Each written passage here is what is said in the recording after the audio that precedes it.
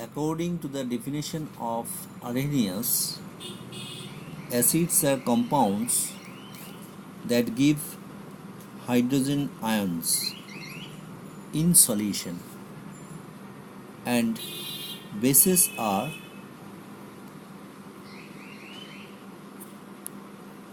bases yield hydroxide ion in solution. Such definitions have some limitation because acid-base relationship has proved to be useful in practice, and the definition of acid and base must be generalized.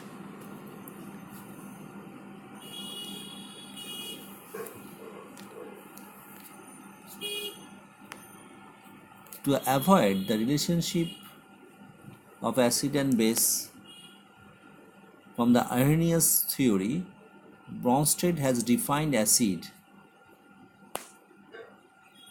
as substances that would give up protons, that is proton donors, while bases were proton acceptors. The first ionization of sulfuric acid in aqueous solution is like this: H2SO4 plus H2O, where H2SO4 is acting as an acid and water is acting as a base, giving rise to H3O plus and HSO4 minus. H3O plus is known as conjugate acid, whereas HSO4 minus is known as conjugate base. Here water is acting as a base by accepting a proton and is thereby converted to so-called conjugate acid, while the acid H2SO4 by donating a proton is converted into its conjugate base HSO4 minus. Now this has got some also limitations. Then it is the definition of Lewis, who defined acids as molecules or ions capable of coordinating with unshared electron pairs, whereas bases as ions or molecules which have such unshared electron pairs available for donation or coordination. Lewis acid include species like boron trifluoride. Other common examples are aluminum chloride, tin chloride, zinc chloride, etc. etc. Now, the strength of an acid, suppose HA in water, that is the extent to which it is dissociated, may be determined by considering the equilibrium H2O plus HA to H3O plus A minus.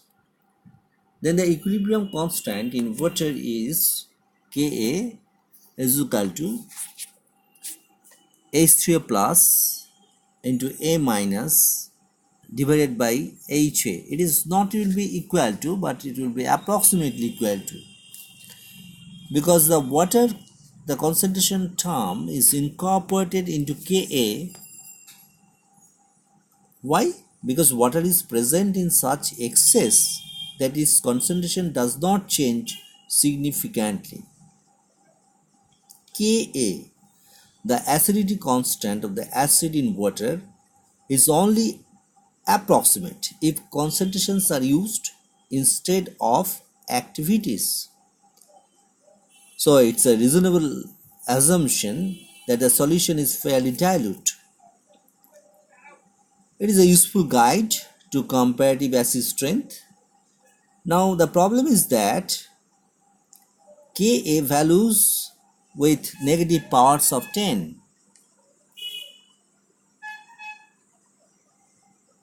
So Ka will be converted to pKa, where pKa is equal to minus log Ka to the base 10.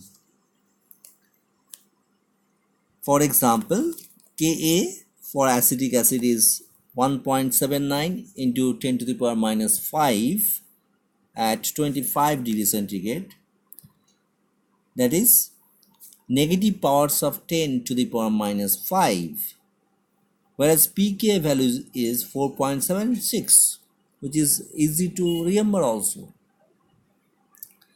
So we can conclude in this session that smaller the numerical value of pK, the stronger the acid to which it refers.